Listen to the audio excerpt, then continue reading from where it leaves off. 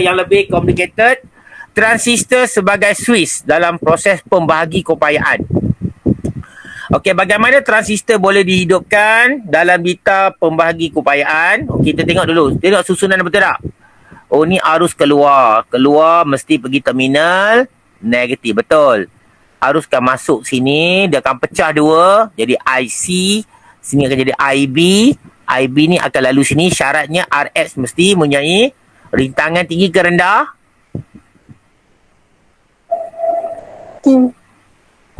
Arus boleh lalu ke RX sekiranya rintangan RX adalah rendah. Rendah baru arus boleh lalu dan masuk ke dalam transistor. Jadi transistor dihidupkan.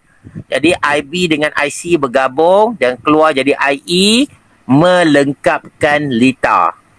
Boleh? Cikgu ada satu analogi lagi kan? Satu analogi macam ni dah.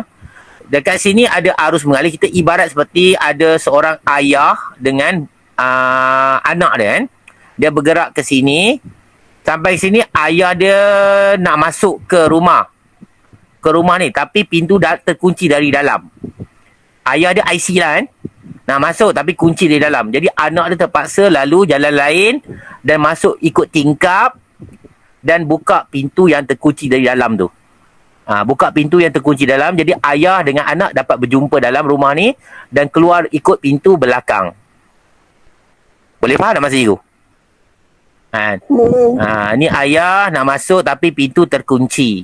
Jadi anak yang beroperasi, dia masuk ikut tingkap dan dia buka pintu yang terkunci di dalam dan ayah dengan anak bertemu dan keluar jadi IE, melengkap kereta. Keluar ikut pintu belakang. Itu contoh dia kan. Okey. Okey, ini adalah voltan bateri VT. Ini voltan simpang nama dia kan. VX panggil voltan simpang. Dan yang bawah tu kita panggil sebagai voltan tapak. Okey, jadi voltan simpang di atas, voltan tapak di bawah. Kan? Tapak maksudnya bawah lah kan. Okey. Okey. Tengok sini kan.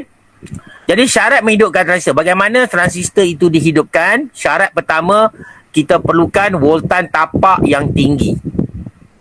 Kalau voltan tapak yang tinggi, maksudnya rintangan RY ni mesti rintangan yang tinggi. Rintangan RX macam mana? Tinggi ke rendah?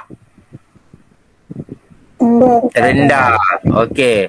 Jadi voltan simpang maksudnya rendah. Bila rintangan RX ni rendah, voltan simpang pun rendah. Kan? Ini syarat-syarat untuk menghidupkan transistor kan. Jadi yang pertama, transistor dapat dihidupkan kerana voltan tapak yang tinggi. Voltan tapak yang tinggi dan arus tapak dapat mengalir masuk ke dalam transistor. Kan?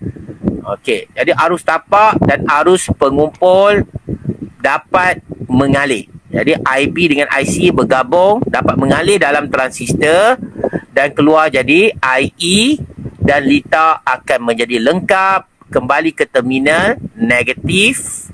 IE keluar terus lalu ke terminal negatif dan transistor dihidupkan. Maksudnya lita sudah lengkap, lampu akan menyala. Cikgu tak buat pula lampu menyala. Lampu ni akan menyala. Boleh faham kan? Jadi ada syarat-syarat untuk menghidupkan transistor. Okey, tengok yang ni pula kan.